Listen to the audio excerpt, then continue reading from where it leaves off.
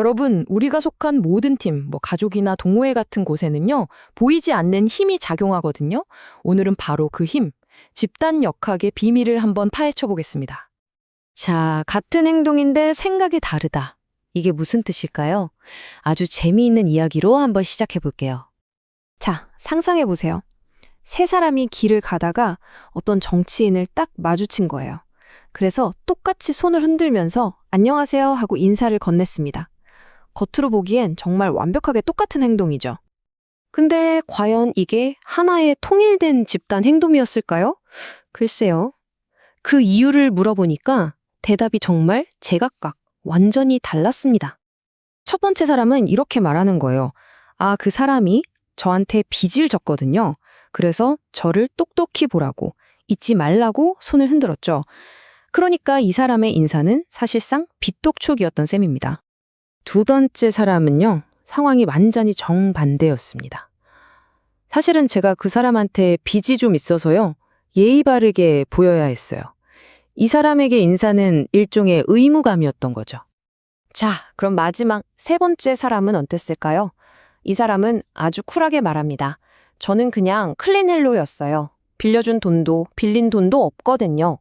정말 아무런 숨은 의도 없는 순수한 인사였던 거죠. 자, 여러분, 바로 이겁니다. 이 간단한 이야기가 집단에 대한 아주 근본적인 진실을 보여주는 거예요. 뭐냐 하면 집단이란 건 결코 하나의 생각, 하나의 덩어리가 아니라는 거죠. 서로 다른 생각을 가진 개인들의 모임일 뿐입니다. 좋습니다. 그럼 이제 본격적으로 한번 파고 들어보죠. 이렇게나 복잡한 사람들 사이의 상호작용을 우리는 대체 어떻게 이해해야 할까요?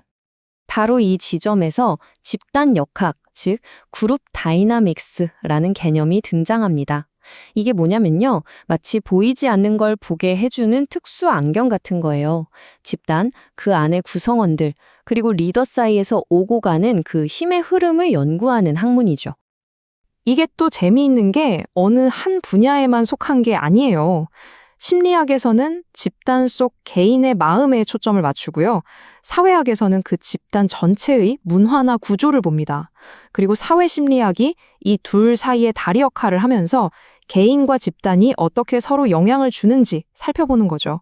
정말 입체적이죠? 이 분야를 처음으로 제대로 정립한 사람이 바로 사회심리학자 쿠르트 레빈인데요.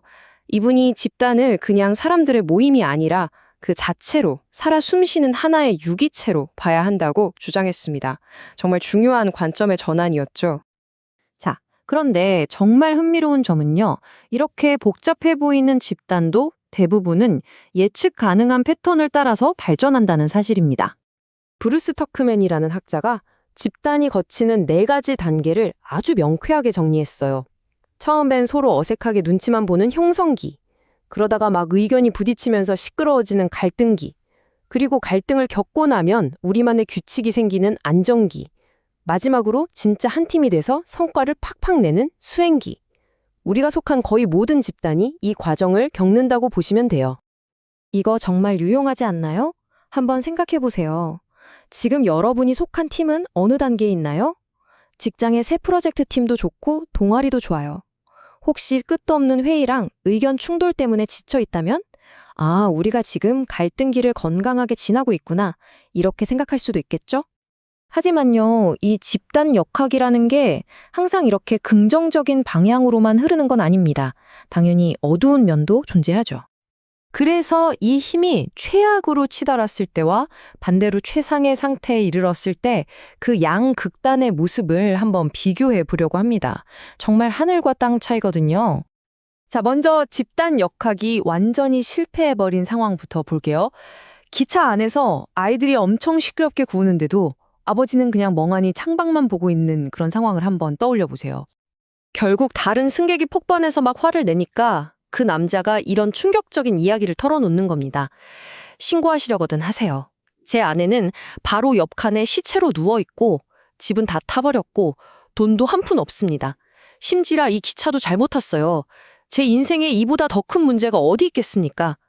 이 사람에게는요, 사회적 규칙이나 다른 사람의 시선 같은 게 전혀 의미가 없어진 거예요. 완전한 절망 속에 철저히 혼자가 된 거죠. 이 이야기가 뭘 보여주냐면요, 바로 규칙이나 상식 같은 사회적 약속이 완전히 무너져 버리면 집단 역학은 그 기능을 잃거나 오히려 가장 저급하고 파괴적인 형태로 변질될 수 있다는 겁니다. 자, 그럼 최악의 모습이 이렇다면 과연 최상의 모습은 어떨까요? 집단이 도달할 수 있는 그 궁극의 경지란 건 대체 뭘까요? 철학자 장자가 아주 기가 막힌 비유를 하나 들었는데요. 3가지 상황이 있어요. 첫째, 모르는 사람 발을 밟으면 당연히 죄송합니다 하고 말로 사과해야죠. 이게 바로 의사소통입니다. 둘째, 친한 형제 발을 밟으면 굳이 말 안 하고 어깨 툭 쳐주거나 하는 행동으로도 충분하죠. 이게 공동체고요. 마지막으로 부모님 발을 밟았을 땐 어떨까요? 그때는 말도 행동도 필요 없는 그냥 서로 아는 그런 상태. 이게 바로 합일의 경지라는 겁니다. 바로 이 합일의 상태가 집단이 도달할 수 있는 최고의 경지입니다. 모든 구성원이 너무나 투명하게 서로를 이해하고 있어서 굳이 뭘 협상하고 조율할 필요가 없어지는 거죠. 전설적인 스포츠팀이나 오래된 재즈밴드를 생각해 보세요. 눈빛만 봐도 통하는 그런 거요. 성숙한 리더와 성숙한 구성원들이 만나서 만들어내는 완벽한 하모니인 셈이죠. 이건 단순히 손발에 잘 맞는 팀워크, 그 이상입니다. 말이 필요 없을 정도로 깊은 이해와 신뢰가 바탕이 된 그런 심오한 연결의 상태를 말하는 거죠. 정말 가슴과 가슴이 이어지는 그런 느낌이랄까요? 자, 오늘 이야기를 정리해 보겠습니다. 결국 이 보이지 않는 힘, 집단 역학을 이해하는 건 단순히 지식을 쌓는 게 아니에요. 우리가 속한 모든 관계, 모든 팀 안에서 더 나은 협력을 이끌어내고 어쩌면 진정한 합일의 순간을 만들어내기 위한 첫걸음이라고 할 수 있습니다. 여러분이 속한 집단은 지금 어디쯤 와 있나요? 단순한 의사소통을 넘어 더 깊은 합의를 향해 나아갈 방법은 무엇일까요?